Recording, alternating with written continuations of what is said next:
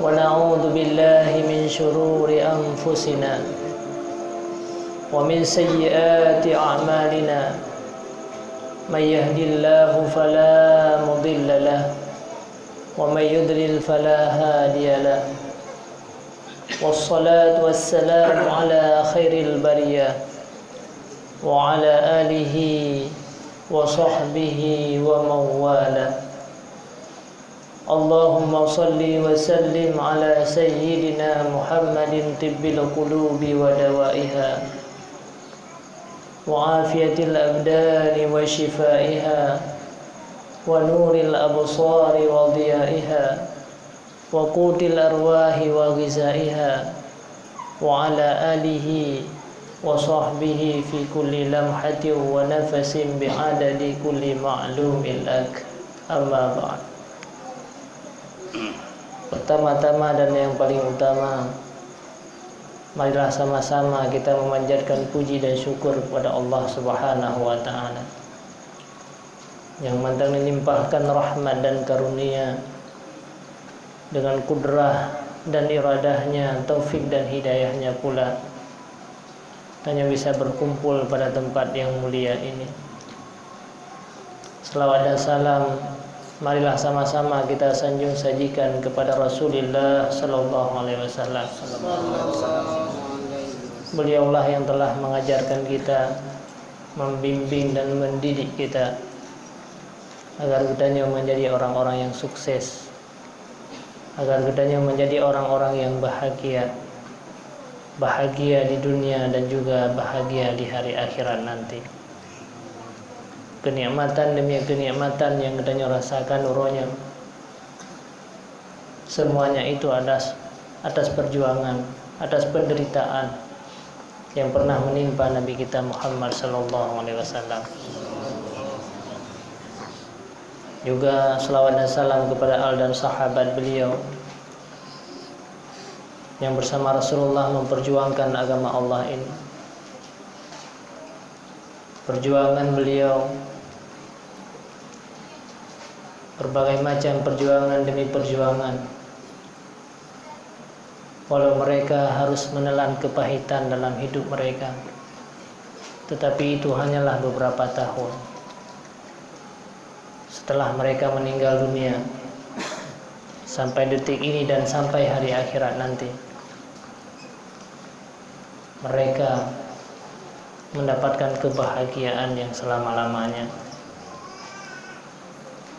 Juga selawat dan salam kepada para alim ulama mutaqaddimin dan mutaakhirin. Merekalah yang membimbing dan mendidik gedanya Ban Bandung. Merekalah yang membentengi gedanya agar kita terhindar daripada azab yang besar, azab di hari akhirat nanti. Merekalah yang membawa kita untuk menjadi penghuni-penghuni syurga. Ta'zim wa takrimul udwan yang pertama sekali kepada guru kita bersama, ayah rohani Gedanyo Abadi. Semoga Allah senantiasa memberikan kesehatan kepada beliau, memberikan ketabahan agar bisa membimbing dan mendidik kita semua, agar kita menjadi orang-orang yang sukses dan orang-orang yang bahagia. Juga kepada guru kita Aba, turut hadir juga pada malam yang berbahagia ini. Abi, para alim ulama sekalian, para adik-adik anakku sekalian, hadirin kaum muslimin dan muslimat yang dirahmati Allah Subhanahu wa taala. Maka syukur alhamdulillah, sebenarnya kita malamnya bisa berkumpul dengan guru-guru kita. Di samping Tuan Na'aba, Na'abadi, maka sudah cukup dengan hanya melihat para ulama-ulama. Itu menjadi sebuah kebahagiaan besar, sebuah rahmat yang diberikan oleh Allah Subhanahu wa taala. Dan mendua-dua matang dengan ulama. Ada pegahaba, hanya melihat wajah-wajah mereka, Allah akan menurunkan rahmat yang begitu besar. Bahkan pernah diceritakan ada satu masa di sebuah daerah yang hanai rad ujian bertahun-tahun, mereka menimpa kemarau yang panjang. Banyak orang-orang berdoa, Allahumma askini ghaisan mughisan. Semua orang-orang, para ulama, para orang-orang yang ada di situ bertahun-tahun mereka berdoa. Juga hujan tidak turun juga. Maka bawadenya teruslah sira uragam. Beliau berdoa, Allahumma askini ghaisan bima fi ra'si. Ya Allah, turunkanlah hujan kepada kami dengan apa yang ada di kepala aku, dengan apa yang pernah aku lihat. Ternyata orang agamnya dalam masa hidupnya pernah melihat ulama yang bernama Abu Yazid Al-Bastami. Abu Yazid Al-Bastami merupakan seorang aulia Allah Subhanahu wa taala. Maka dengan bertawassul, karena pernah melihat mata ini kepada Abu Yazid, ya Allah, Allahumma askini bima fi ra'si, dengan apa yang pernah aku lihat, dengan apa yang pernah ada di kepala aku. Akhirnya spontan hujan itu turun. Itulah kelebihan kita. Hanya dengan memandang para ulama, hanya dengan duduk dengan para ulama-ulama, air hujan yang sudah sangat lama tidak turun, tetapi hanya dengan pandangan saat sekali kita memandang ulama, Allah memberikan rahmat yang paling besar. Maka kasih menyan mendam ada hanalun tuan berah balik sudah cukup kedanya hanya dengan melihat wajah gure-gure kedanya semuanya, kemudian saling kedanya menatap muka. Udah kalian yang 15 menit kira-kira demikian. Adik-adikku sekalian, perhadirin kaum muslimin rahimakumullah, kita sangat bersyukur juga kepada Allah Subhanahu wa taala. Berapa banyak manusia yang diciptakan oleh Allah semenjak masa Nabi Adam alaihi salam sampai di hari akhirat nanti. Tidak semua mereka beriman kepada Allah. Tidak semua mereka taat kepada Allah. Tidak sedikit manusia yang hidup di dunia ini mereka kufur kepada Allah Subhanahu wa taala. Banyak manusia, lebih-lebih manusia yang hidup di akhir zaman, mereka kufur kepada Allah, hidup dalam keadaan kufur, sampai meninggal mereka merupakan orang-orang kufur, lahir daripada keluarga yang kafir, dan juga hidup dalam lingkungan orang-orang kafir. Kenapa Allah Subhanahu wa taala hari ini mentakdirkan kita lahir dari orang tua yang Islam, hidup dalam lingkungan orang-orang Islam, bahkan dengan lingkungan para ulama-ulama yang ada di sekeliling kitanya? Ibadat apa yang pernah kita persembahkan di hadapan Allah Subhanahu wa taala? Kenapa Allah memilih kita untuk menjadi orang-orang Islam, sementara mereka dipilih oleh Allah untuk menjadi orang-orang kufur? Kenapa Allah menjadikan kita sebagai ahli ilmu, orang yang mau belajar ilmu pengetahuan, sementara teman-teman kitanya mantan di kampung mereka masing-masing? Padahal harta mereka jauh lebih banyak daripada harta kita. Kekuatan mereka jauh lebih kuat dibandingkan dengan kitanya. Fasilitas mereka jauh lebih hebat daripada fasilitas yang kita miliki. Orang tua mereka jauh lebih mulia daripada orang tua kita. Mungkin orang tua kita bahkan orang-orang yang tidak melakukan ibadah kepada Allah, orang jahil, orang yang tidak punya ilmu pengetahuan. Tetapi kenapa Allah memilih kita untuk menjadi seorang santri, untuk menjadi orang yang melanjutkan perjuangan Rasulullah sallallahu alaihi wasallam? Jawabannya hanya satu. Karena ini merupakan kasih sayang Allah kepada kita. Karena kita sudah dipersiapkan oleh Allah untuk menjadi manusia-manusia ia akan mengemban amanah daripada Allah Subhanahu wa taala. Maka sangat bersyukur kita kepada Allah. Berapa banyak orang yang ada di desa kita, berapa banyak orang yang ada di kecamatan kita, berapa banyak orang yang ada di kabupaten kita. Tetapi kenapa Allah memilih kita untuk menjadi orang-orang yang berilmu, yang akan diberikan kemuliaan-kemuliaan oleh Allah Subhanahu wa taala? Juga kenapa Allah memberikan sebuah keimanan dalam dada-dada kitanya? Jawabannya adalah kasih sayang Allah. Jauh sebelum lahir kita di dunia ini, Allah Subhanahu wa taala telah memilih kita untuk menjadi manusia-manusia yang dihidupkan dalam keadaan beriman kepada Allah. Walaupun hari ini kita mengeluh karena kurangnya harta. Hari ini banyak manusia yang mengeluh karena tidak tercapai cita-cita. Banyak manusia hari ini yang marah terhadap takdir dan kehendak Allah karena ada hal-hal yang tidak diberikan, keinginan-keinginan yang tidak diberikan oleh Allah Subhanahu wa taala. Padahal kasih sayang Allah kepada kita jauh lebih besar daripada kasih sayang, daripada nikmat-nikmat yang lain.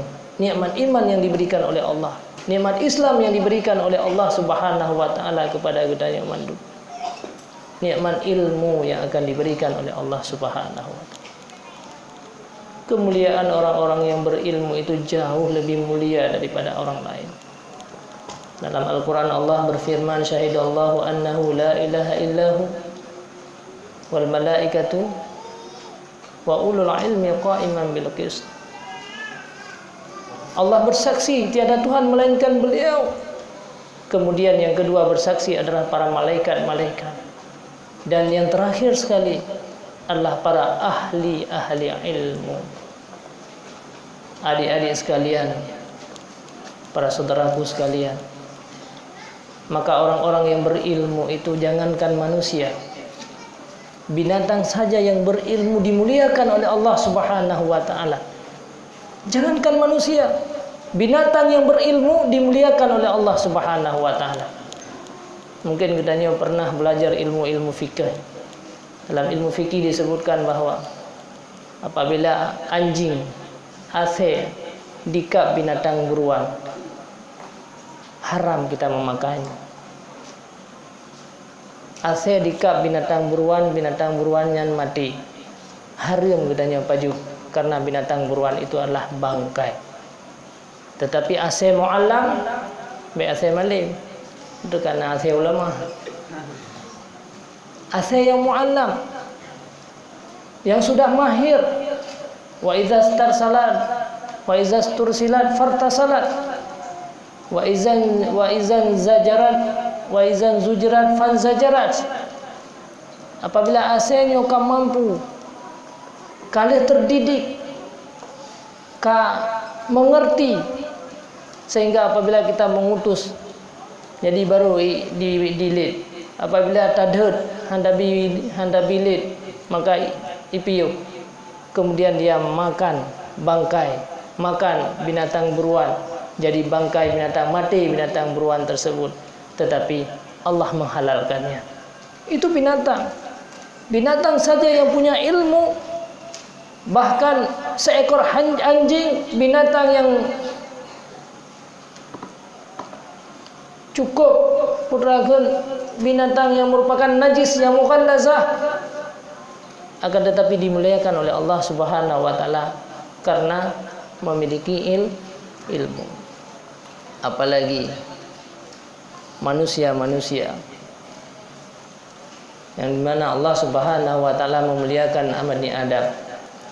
Apabila kita memiliki ilmu pengetahuan, maka sebesar dubna ilmu, seberapa banyak ilmu yang kita dapatkan hari ini, maka dubnan kemuliaan yang akan Allah berikan kepada kita. Adik-adikku sekalian, hadirin kaum muslimin yang dirahmati Allah Subhanahu wa taala. Maka belajarlah katanya dengan sungguh-sungguh. Yang pertama sekali katanya harus punya niat yang ikhlas di dalam menuntut ilmu agama Allah ini. Karena apabila niat katanya hana ikhlas, maka sungguh guru yang mengajarkan katanya ibarat gejuk sikin pada perampok. Maka sungguh sangat merugikan dikala seorang guru mendidik kita terus menerus, akhirnya ilmu yang katanya dapatkannya adalah merusakkan, menjadi fitnah bagi manusia-manusia yang lain. Maka yang pertama sekali kita untuk mendapatkan ilmu tersebut adalah harus benar-benar ikhlas, harus benar-benar niat yang ikhlas. Katanya menuntut hari ini karena Allah Subhanahu wa Ta'ala ingin mengembangkan perjuangan yang pernah diperjuangkan oleh Nabi kita Nabi Muhammad sallallahu alaihi wasallam. Karena kenapa saudaraku sekalian? Betapa besar perjuangan dan penderitaan yang menimpa Nabi kita Nabi Muhammad. Biasa andai jikan gedanya orangnya dia akan melanjutkan perjuangan beliau, maka siapa lagi? Seandainya para pelajar ilmu hari ini mereka takut dengan penderitaan yang menimpa beliau, kepada siapa yang akan kita berikan kembali tongkat estafet Rasulullah tersebut? Maka hanya getanyolah yang akan melanjutkan perjuangan apa yang pernah diperjuangkan oleh Nabi Muhammad SAW. Makanya al-ulama'u warasatul anbiya. Betapa kasih sayang Rasulullah SAW kepada kita yang sebenarnya. Setiap saat beliau berdoa kepada gedanya, setiap saat Rasulullah SAW mencintai kita. Penderitaan demi penderitaan yang beliau hadapi demi tegaknya kalimat la ilaha illallah, demi menyebarkan ilmu kepada seluruh pelosok-pelosok, maka beliau merelakan dirinya untuk berkorban, merelakan dirinya dalam penderitaan-penderitaan. Kalau kita membuka sejarah Rasulullah SAW, penderitaan beliau jauh lebih menderita ketimbang dengan manusia-manusia yang lain. Ujian-ujian yang menimpa Nabi Muhammad jauh lebih besar daripada ujian yang menimpa para anbiya-anbiya yang lain. Beliau harus meninggalkan rumahnya sendiri, tempat lahirnya di kota Mekah, kota tempat dilahirkan oleh ibundanya, tempat keluarganya, harus berangkat ke negeri Madinah. Sehingga sesampai beliau di negeri Madinah, beliau berdoa kepada Allah, ya Allah, habib ilayyal Madinah kama habbabta ilayyal Makkah. Ya Allah, berikanlah cinta aku kepada negeri Madinah ini sebagaimana engkau pernah memberikan rasa cinta aku kepada negeri Mekah. Merasa bersedih beliau harus meninggalkan tempat kelahirannya sendiri.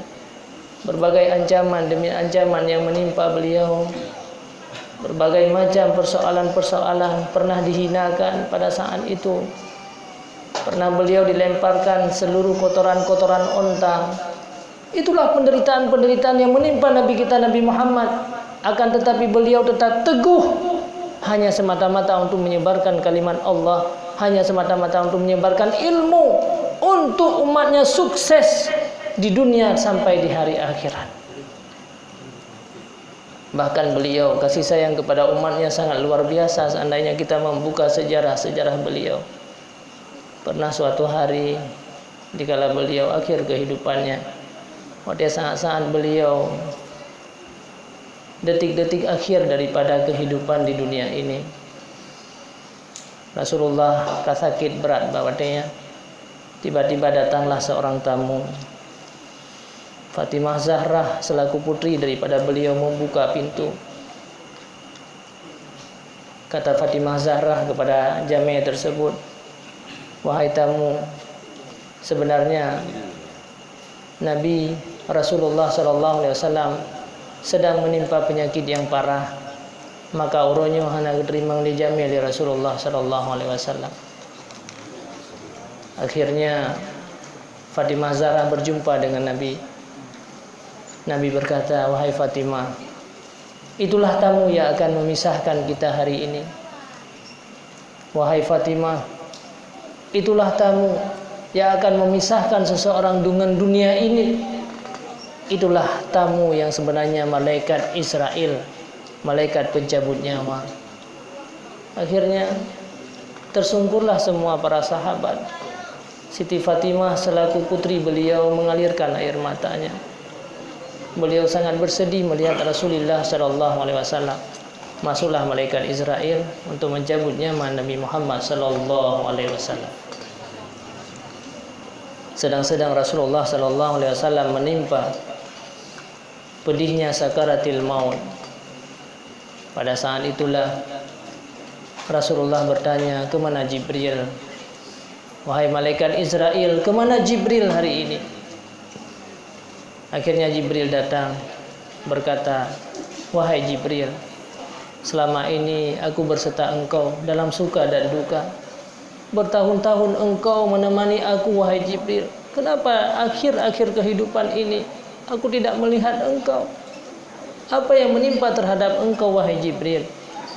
Jibril menjawab, wahai Muhammad, aku tidak sanggup melihat wajah engkau jikalau engkau merasakan sebuah kepedihan, jikalau engkau merasakan sakaratil maut. Maka akhirnya Rasulullah SAW di tengah-tengah merasakan sakaratil maut, beliau berdoa kepada Allah. Muka Nabi Muhammad mulai memerah, wajahnya sudah nampak kelelahan dan penuh dengan kesakitan.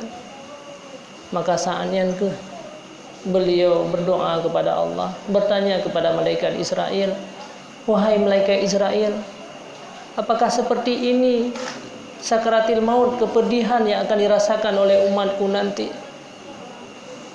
Lagiannya sakit seperti apa yang aku rasakan? Malaikat Israel menjawab, wahai Muhammad, apa yang engkau rasakan hari ini jauh lebih ringan daripada orang-orang yang akan meninggal nanti. Apalagi mereka meninggal dalam keadaan kufur kepada Allah, mereka meninggal dalam keadaan bermaksiat kepada Allah. Maka yang menjemput nyawa mereka adalah bukan malaikat rahmat, tetapi yang menjemput nyawa mereka adalah malaikat-malaikat azab. Rasulullah akhirnya berdoa, ya Allah, seluruh kepahitan, kesedihan, sakitnya sakaratil maut yang menimpa kepada umatku, biarkanlah aku yang menanggung pada hari ini, ya Allah.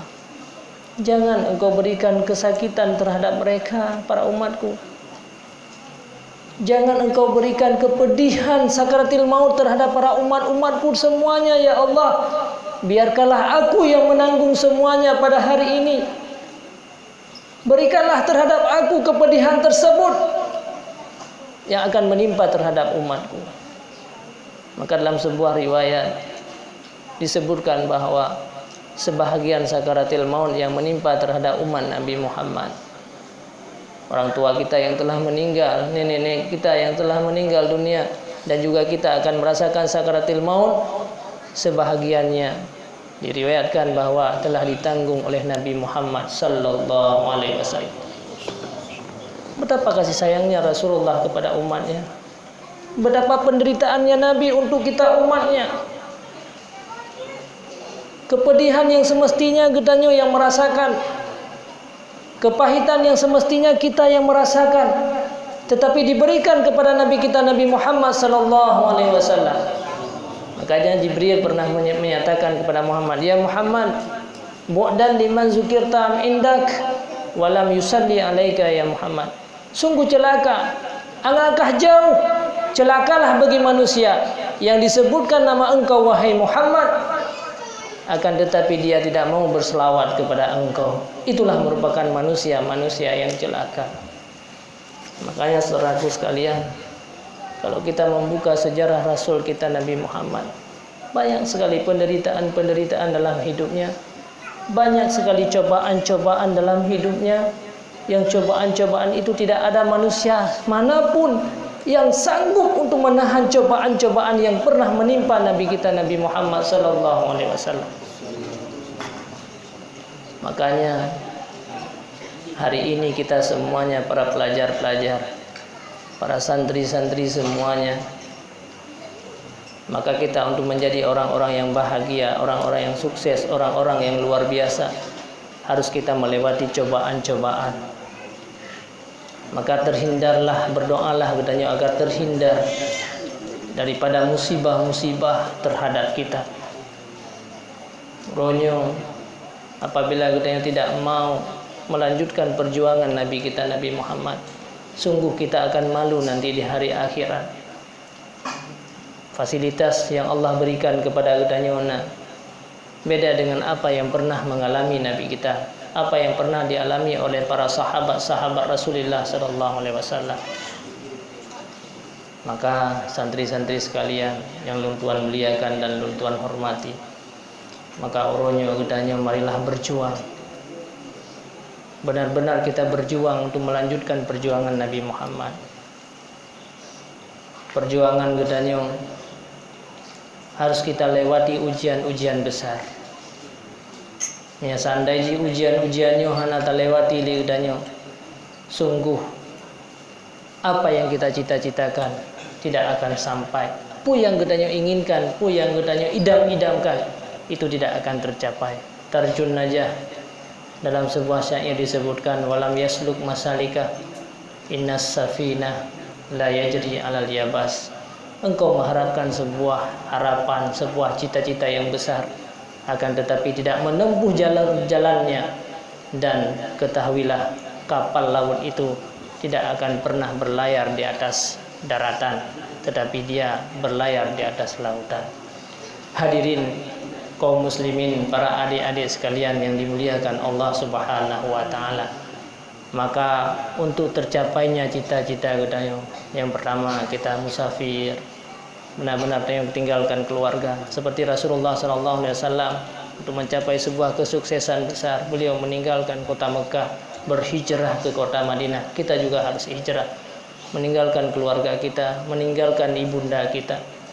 Bahkan diceritakan kalau kita melihat sejarah para ulama-ulama kita terdahulu, sungguh mereka meninggalkan semua kebutuhan-kebutuhan mereka. Mereka mewakafkan dirinya untuk agama Allah Subhanahu wa taala. Sufyan As-Tsauri, seorang ulama besar yang dikenal ahli dalam bidang tasawuf, beliau pernah mewakafkan dirinya untuk agama Allah Subhanahu wa taala, sehingga mak goyan sendiri hanggebi wali urumo. Te saat gua wahai mak lun kalun wo be, yang namanya wakaf lam yarji, tidak akan kembali lagi. Begitu juga dengan Imam Syafi'i. Sejarah Imam Syafi'i di dalam belajar ilmu agama, beliau meninggalkan orang tuanya. Beliau hidupnya dalam keadaan miskin, tidak punya harta, tidak memiliki harta sedikit pun. Sungguh sangat miskin kehidupan yang menimpa Imam Syafi'i. Beliau meminta izin kepada orang tuanya, bahkan urinsyi'ikun wahai Syafi'i, wahai Muhammad, engkau jangan pernah kembali sebelum engkau mendapatkan ilmu yang banyak. Aku tidak mengharapkan harta, tidak mengharapkan jabatan, apapun tidak aku harapkan kepada engkau wahai Imam Syafi'i, wahai Syafi'i. Jadi waktunya keberangkat Imam Syafi'i untuk belajar ke kota Madinah. Makanya Imam Syafi'i pernah berkata, al-ma'u lam yajri lam yatib. Yang namanya air tidak mengalir, maka dia tidak akan pernah bersih. Air yang bersih itu adalah air yang selalu mengalir, yang tidak mengenang pada yang hanaida pada tempat roh. Imam Syafi'i belajar pada Imam Malik. Beliau meninggalkan ibundanya, meninggalkan tempat kelahirannya, berangkat ratusan kilometer. Menyuruhnya memang butuh perjalanan 6 jam atau 8 jam berarti. Akan tetapi mungkin pada masa awal berbulan-bulan untuk mendapatkan ilmu. Beliau orang miskin, tidak punya harta, tidak punya orang tua. Bahkan dikala Imam Malik menyampaikan sebuah hadis, di saat belajar Imam Syafi'i duduk di paling hujung, di pojok katanya. Biasa anak-anak baru dua baujo. Dia katanya ini kaji ke ustaz-ustaz dua baujo. Ya jamun anime-anime baru dua baujo. Saat terakhirnya anime baru. Nah, beda katanya oronyo katanya mia jamaahnya yang baru-baru leu ke yang ka re-re bacu kau liku, tapi hawai hana nya urang gap-gap dua ke Imam Malik. Beliau mengajarkan ilmu agama. Di saat Imam Syafi'i kalian di Imam Malik dari jarak jauh, kalian dari jarak jauh. Kalian patholi jaro lama bah ketulih li bajaro. Lamati Imam Malik bahawa ipana niat tingah lung ajarkan agama tingah lalu. Patholi jaro labah tulih. Maka selesai daripada belajar geui nyak kenole. Lung kalian kata benar bahawa di saat lung sampaikan pelajaran demi pelajaran membaca hadis Imam Malik dalam satu majlis 18 buah hadis. 18 buah hadis yang disampaikan oleh Imam Malik. Beliau berkata, lung kalian kata benar aduh lalu nganta main jaro. Bukain wahai guruku. Sebenarnya saya tidak punya kertas, saya tidak punya pulpen, tidak punya tinta. Maka setiap hadis yang engkau bacakan, maka lung tulis bak jaro lung. Kemudian lung hapus kembali, lung tulis dong dengan air liurku. Kemudian bila berkenan, biarkanlah lung bacakan hadis-hadis yang pernah ron sampaikan. Sekejap Imam Syafi'i langsung menghafal seluruh hadis-hadis tersebut. Maka 18 buah hadis dalam 3 majlis langsung jet gereli kembali oleh Imam Syafi'i. Bahawa dia yang sangat luar biasa kehebatan Imam Syafi'i. Maka akhirnya Imam Malik berkata, ya Muhammad, ittaqillah wala ittaqillah, takutlah kamu kepada Allah Subhanahu wa taala, dan wajtanib ma'asi, jauhkanlah kamu daripada maksiat. Sayakunu laka sya'nun, maka engkau akan menjadi manusia yang bahagia. Jadi ingin sukses, ingin bahagia, ingin menjadi orang besar, maka yang pertama sekali takutlah kepada Allah, beribadahlah kepada Allah. Ilmu yang Allah berikan kepada gedanya uronyo, amalkan dengan ilmu. Karena uronyo akhir zaman roh manusia yang celaka. Nah, manusia uronyo celaka, mereka mendapatkan ilmu tapi tidak beramal dengan ilmunya. Barang siapa, dalam hadis disebutkan, yang bertambah manis dada ilmuhu walam yazdad amaluhu. Barang siapa yang bertambah-tambahlah ilmunya dan tidak beramal dengan ilmu yang pernah mereka dapatkan, maka dia semakin jauh dengan Allah Subhanahu wa taala. Itu manusia yang celaka.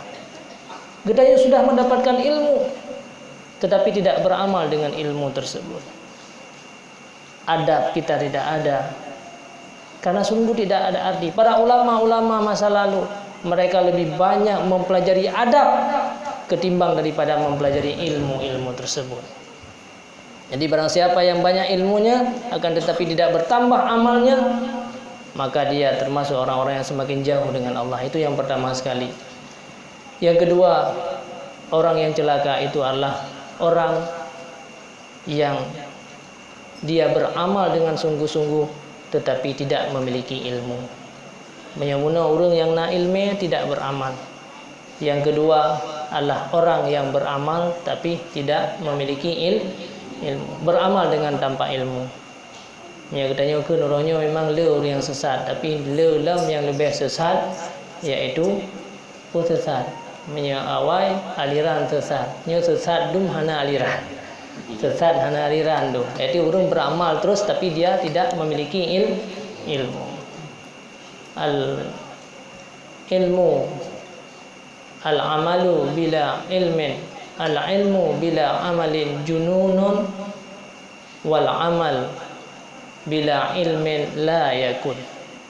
Pernah disebutkan dalam syair, al-ilmu bila amalin jununun, wal amal bila ilmin la yakun. Nyebit gedanya baca Abu Tabi, wa kullu man bi ghairi ilmin yu'malu a'maluha mardudatul la tuqbalu.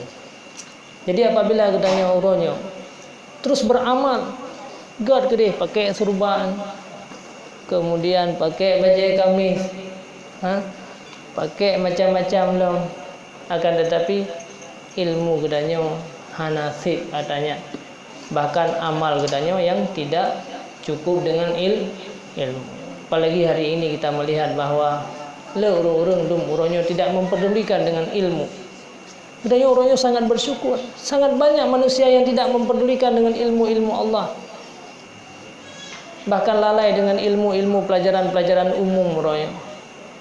Padahal pelajaran agamanya adalah ibarat luar bagi kita. Pelajaran umumnya adalah ibarat surban. Kupur mau orang lagak tak pakai surban. Sementara tidak kalian uyuh mana luar. Sungguh tidak ada arti.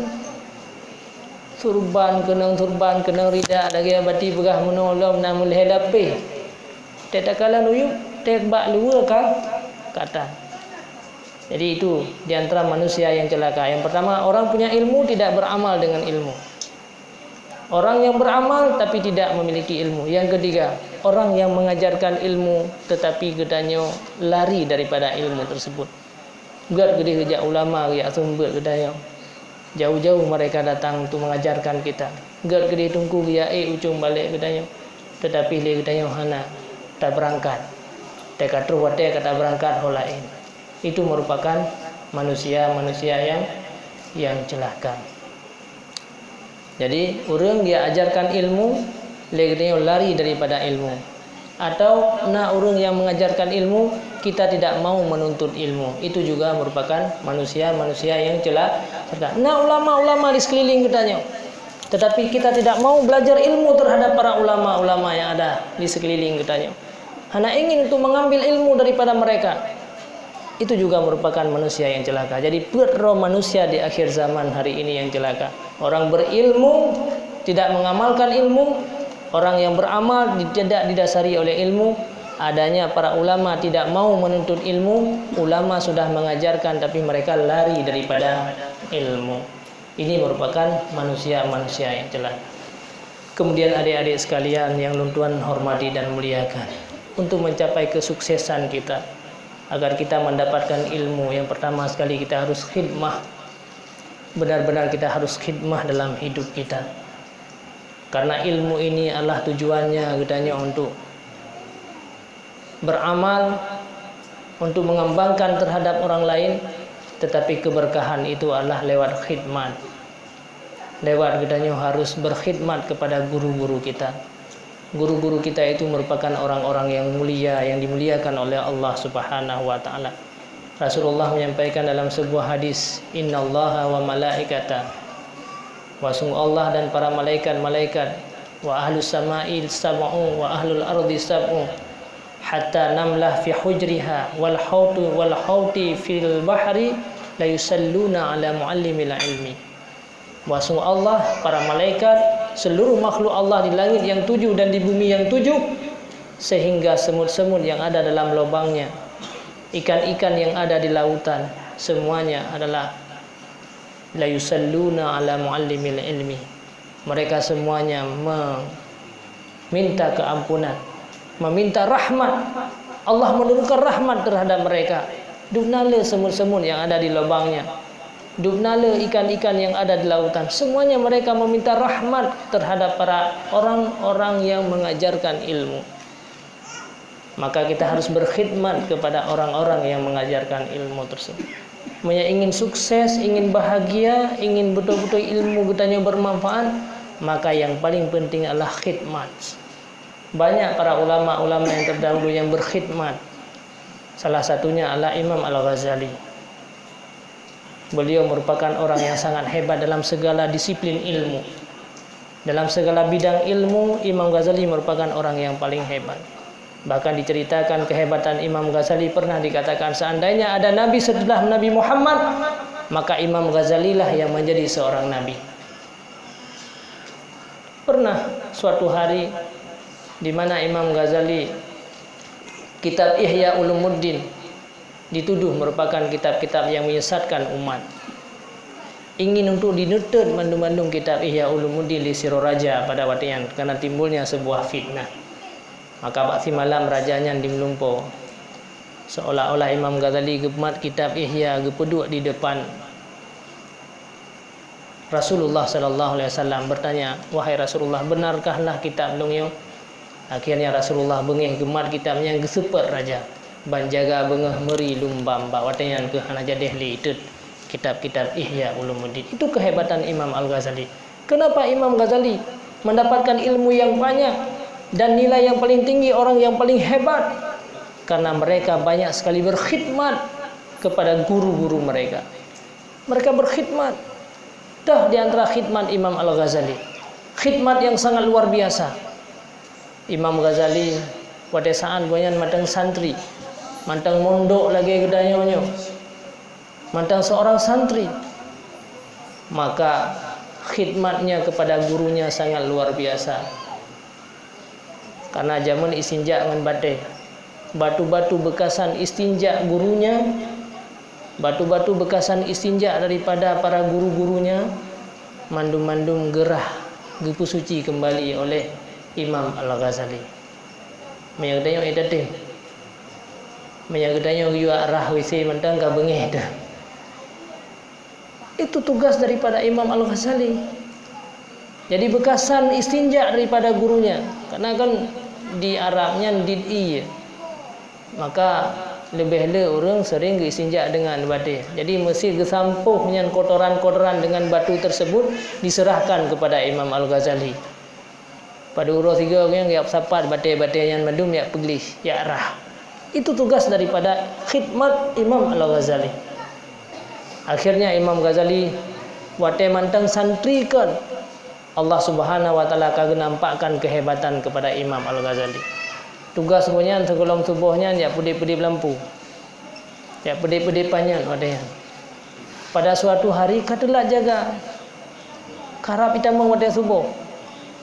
Sehingga untuk pumpa-pumpa panjang jamun hana salah geno, meno 5 menit tak pedip kau deh. Yang pian nasa pedip sih. Ni jamun dengan panjang. Payah kompres hele, ni jamun masa mungkin masa abadi menumpuk yang kompres panjang. Ha? Yang kehampas le babo saya yang kai pai tapupa ni. Hek dah jangan nak belajar. Makanya ulama-ulama yang royo sangat luar biasa kan ngelampu. Imam Ghazali lebih nak napuan. Jadi menyurung ibadah iaitu bawa teh subuh pun Imam Ghazali harus budah popet dia pedip lampu le, itu tugasnya. Ternyata basi malam karena lelah dah mudalah terjaga mususah hati Imam Ghazali, tapi pada saatnya gebi keramat oleh Allah Subhanahu wa taala gepruh mentang panjangnya mendumhu kuroi. Kenapa ya kompreh dia? Kenapa Allah memberikan kemuliaan karamah kepada Imam Al-Ghazali? Muno khidmahnya yang sangat luar biasa. Itu salah satu contoh khidmah yang terjadi pada Imam Ghazali. Maka adik-adik sekalian, ingin kita bahagia, ingin sukses, ingin barakah ilmu kita, harus benar-benar berkhidmah. Lagi haba abati meno ada hana beut je sih yang beut. Jadi menjaga yang jumat beut dan berkhidmah. Tetapi yang lebih penting adalah berkhidmah. Imam Yusuf yang merupakan sahabat daripada Abu Hanifah, beliau berkhidmah kepada Abu Hanifah selama 18 tahun, tapi hanya menimba ilmu 2 tahun. Itu Syekh Yusuf akhirnya menjadi ashab daripada Imam Abu Hanifah. Ibnu Abbas yang merupakan orang yang sangat banyak ilmunya dan terkenal tafsir yang paling hebat adalah tafsirnya Ibnu Abbas. Beliau berkhidmah kepada Rasulullah sallallahu alaihi wasallam. Pada saat Rasulullah gejak WC, gejak utandas, maka kali dipersiapkan ia sabotima. Kemudian pada saat selesai daripada istinja Rasulullah sallallahu alaihi wasallam karena sabotima yaitu untuk berwuzunya Rasulullah. Sehingga terkenal tafsir yang paling hebat adalah tafsirnya Ibnu Abbas. Beliau menunggu gurunya berjam-jam. Pada satu hari beliau ingin mengambil hadis daripada Zaid bin Haris, seorang budak. Ibnu Abbas keluarga Rasulullah orang Quraisy. Maka gepreh bak pintu menjem-jem wate yang sampai wate lahu. Sampai tingut ke. Hana tok-tok pintu gure. Sampai tingut gepreh. Kaku geih juinan bak mineh pintu inan. Ternyata wate gitu biazid, subhanallah, keluarga Rasulullah di luar. Tidur bak abah pintu. Sangat luar biasa. Maka bawa teyan ke. Ngekun bak asyik. Kenapa engkau melakukan ini wahai anakku? Sungguh sangat memalukan bagi long. Pakan hantar pugo long muno walaupun tinggal-tinggal. Long hana long inginkan bahawa long yang long inginkan bahawa ron berjumpa ke long dalam keadaan tenang dan dalam keadaan baik. Baik terburu-buru katanya. Maka akhirnya yaitu Ibnu Abbas mencium tangan Zaid bin Haris. Gekun baik dah cium jarak long. Engkau merupakan orang yang mulia. Aku keturunan seorang hamba, seorang budak. Rasulullah mengajarkan aku adalah untuk mencium tangan guru-guruku, walau siapapun dia. Nyamban khidmah para ulama-ulama yang terdahulu. Makanya kalau kita untuk ingin mencapai sebuah kesuksesan bagi kita, maka berkhidmahlah kepada guru-guru kita. Belajarlah kita terus berkhidmah supaya kita ilmu yang kita dapatkan walaupun sedikit lagi abadi sampaikan muno. Walau dengan bismillah, ada orang sudah sangat banyak menghafal kitab-kitab tetapi mereka tidak mendapatkan keberkahan yang diberikan oleh Allah Subhanahu wa taala. Saudaraku sekalian yang seiman dan yang seagama, kemudian di dalam gedanya menuntut ilmu ini harus benar-benar sungguh-sungguh. Karena ibaratnya setiap saat kita menunggu madu.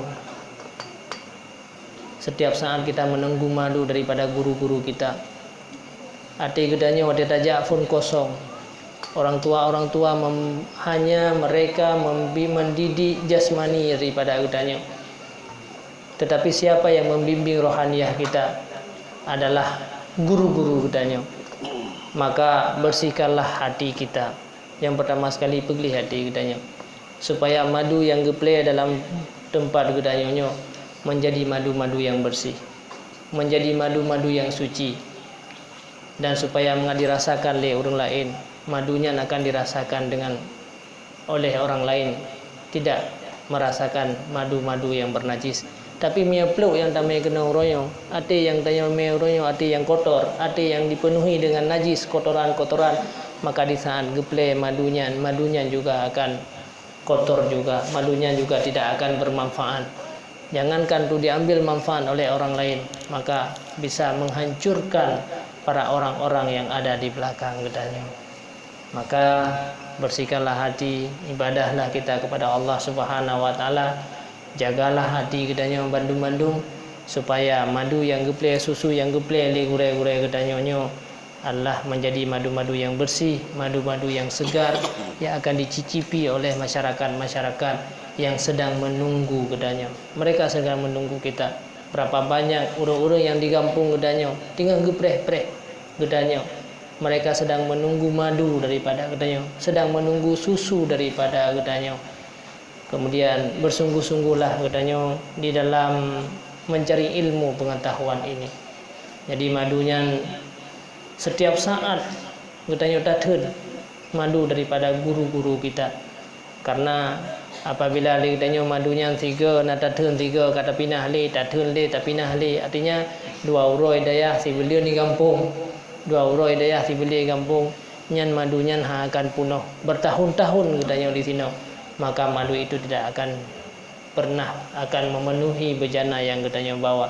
Akhirnya waktu katruh masa tahu gedanya madu itu sangat sedikit. Jangankan untuk tabri kepada orang lain, jangankan untuk dimakan oleh orang-orang yang di luar kita, untuk diri gedanya sendiri mandang tidak mencukupi.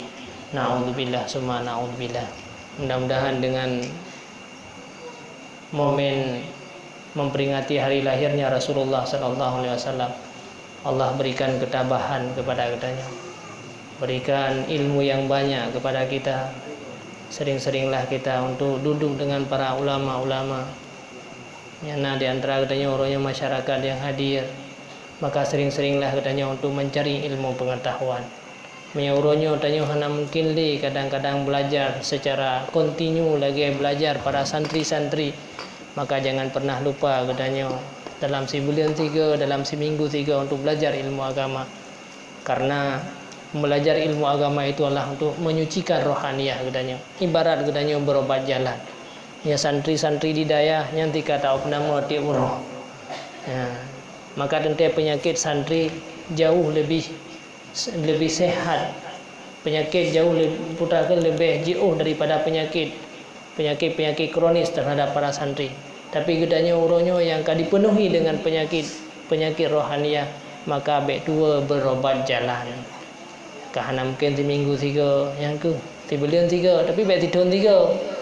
Jadi punya tidun 3 nya kahana hai tim pulih le penyakit yang tinggal rubah terus kan. Nah, jadi seminggu sekali kita hadirlah dalam majlis ilmu, karena inilah merupakan obat daripada rohaniah. Karena katanya uronyo yang menyia-nyiakan rohaniah kita.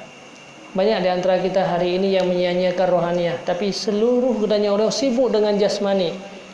Dupna wate yang tanya korbankan untuk makanan, kotoran, kemudian muwe-muwe dan sebagainya. Bahkan untuk anak-anak katanya orang juga demikian. Untuk anak-anak kita sendiri hari ini selalu kita memperhatikan jasmani mereka. Miana katanya hai tem pajobu yang tak paksa biasa. Hai tem ap tak selir. Bahkan tak peap abe-abesan dengan sakit tak peap buyan. Tapi makanan rohaniah hari ini kita lupa terhadap mereka. Sembayang tiuro malam limang bawate hana pernah tayu. Padahal sabah wate hana tayu anak tu sembayang umur 7 tahun sabah dosa yang menimpa kita. Limang buah wate tiuro malam limang buah dosa. Padum buah dosa 1 bulan. Berapa banyak dosa untuk 1 tahun? Yang untuk siro anak tu membayangkan miana anak tu 12 roh. Sudah cukup dengan dosa anak-anak kita masuk dalam neraka jahanam. Mungkin urunnya kita bebas. Hanya persoalan karena kita belum meninggal. Maka urunnya tanya marilah kita sadar. Marilah kita hari ini mengintrospeksikan diri kita untuk kita lebih melihat kebutuhan-kebutuhan rohaniah. Kita tinggalkan segala kebutuhan-kebutuhan jasmani kita. Nya urunnya menyena abati urunnya kepegat pengumuman bahwa nasaka murah ini. Tablo 1 kilo, ebi 27 kilo. Semua kita akan hadir. Orang-orang di sekelilingnya akan hadir semuanya untuk mendapatkan saka murah. Menyablo 1 kilo, ebi 27 kilo. Tapi coba amal murah. Sembahyang jamaah 1 rakaat akan diberikan pahala 27 rakaat. Berapa banyak orang yang hadir? Bahkan di sekeliling Plaza, di keliling masjid, mereka tidak mau hadir. Padahal itu kebutuhan rohaniah mereka. Kemudian jasmaninya hanya beberapa saat agar ternikmati 27 kiloan. Setelah kita hilang, lihat orang-orang yang telah meninggal hari ini. Seandainya kita menggali kuburan, maka seluruh tubuh yang mereka sayangi selama ini sudah hancur. Tapi yang tinggal adalah rohaniah mereka yang dipertanggungjawabkan di hadapan Allah. Makanan rohaniah hari ini banyak yang mereka abaikan. Padahal 27 pahalanya bisa kita bawa sampai ratusan tahun nanti di hari akhirat. Inilah manusia-manusia akhir zaman. Mereka selalu memperhatikan roh jasmani mereka. Punya sakit ya, baga-baga ada amuban. Hanse ba dokter, ba spesialis, hanse ba spesialis ke luar negeri. Kita merelakan untuk mengorbankan harta yang banyak. Tapi coba, seandainya rohani hari ini kita telah rusak, maka jika anak-anak min uronyo menjadi manusia celaka. Kenapa anak-anak kita menjadi anak celaka? Kenapa anak kita menjadi anak durhaka? Kenapa anak kita hari ini menjadi pemabuk? Padahal mereka dilahirkan oleh Allah Subhanahu wa taala dalam keadaan suci. Semua pemuda-pemuda dilahirkan oleh Allah dalam keadaan suci. Mereka tidak dilahirkan dalam keadaan mabuk, mereka tidak dilahirkan menjadi manusia durhaka dan celaka. Syariat Rasulullah semuanya menganjurkan kita agar anak kita menjadi orang-orang baik. Tetapi kenapa anak kita berbeda dengan anak-anak orang lain? Siapa yang menghancurkan kehidupan mereka? Kitalah telah menghancurkan kehidupan mereka. Rasulullah bersabda dalam sebuah hadis, kullu mauludin yuladu 'alal fitrah illa abawahu yuhawidani wa yumajjisani wa yunasirani. Semua bayi-bayi yang lahir di atas muka bumi ini semuanya bersih dan suci. Laqad kharajnakum wa qalbukum tahir. Rasulullah Subhanahu wa taala berfirman dalam hadis qudsi, sungguh aku lahirkan engkau dalam keadaan hati kamu bersih dan suci. Tetapi siapa yang menghancurkan mereka? Abawahu yuhawidani. Orang tua mereka yang menjadikan mereka sebagai Nasrani, orang tua mereka yang menjadikan mereka sebagai Yahudi, dan orang tua mereka yang telah menghancurkan kehidupan mereka. Anak gedanya gad-gad kepelahi oleh Allah dalam keadaan suci. Kita telah menzalimi mereka, menghancurkan kehidupan mereka, sehingga di dunia mereka tidak bermanfaat. Menjadi manusia celaka, menjadi manusia pembawa fitnah, pembawa khianat, menghancurkan kehidupan masyarakat. Bahkan yang sangat kita sayangkan, sampai di hari akhirat dia celaka masuk dalam neraka jahanam. Allah murkai mereka. Inilah gara-gara salah kita dalam membimbing dan mendidik mereka. Kezaliman-kezaliman hari ini terhadap anak kita, kezaliman gedanya terhadap keluarga-keluarga gedanya, ini semua tanggung jawab kita di hadapan Allah Subhanahu wa taala. Saudaraku sekalian, para adik-adik sekalian yang hadir, maka hari ini berbuatlah baik kita agar kita mendapatkan kebaikan terhadap orang tua gedanya. Maka istiqamahlah kita dalam belajar agama supaya kita mendapatkan kemuliaan yang diberikan oleh Allah kepada ahli-ahli ilmu, kepada para ulama-ulama. Gantungkanlah cita-cita yang tinggi terhadap gedanya. Benar program dan cita-cita yang tinggi, tidak masalah. Innallaha yuhibbu ma'aliyal umur. Kata Rasulullah, Allah mencintai terhadap orang-orang yang punya cita-cita yang tinggi. Jadi orang yang benar cita-cita yang tinggi, tulis cita-cita tersebut. Nah, silahkan katanya bercita-cita setinggi-tingginya supaya katanya menjadi orang-orang yang sukses. Juga pada keluarga-keluarga, para urunsi, jaga mereka kembali katanya menumat kepada syariat. Semenjak pertama pada hai Rasulullah kan ajarkan tanya menikahlah dengan para wanita-wanita yang punya agama. Watelahi yang tinggal, kemudian tasamu bi asma'il anbiya, berikanlah nama-nama baik terhadap mereka supaya mereka menjadi orang-orang yang baik. Jadi karena atanya mandum hana le gedanyo, jalankan hana gedanyo ikuti, makanya anak kita yang lahir dalam keadaan suci mereka menjadi pengkhianat. Naudzubillah summa naudzubillah. Semoga Allah melindungi gedanya bersama, semoga Allah menjaga keturunan-keturunan kita, semoga Allah memberikan, yaitu menyampaikan segala cita-cita dan hajat. Hanya kementerian yang bisa Tuhan sampaikan. Lebih dan kurang Tuhan lagi maaf.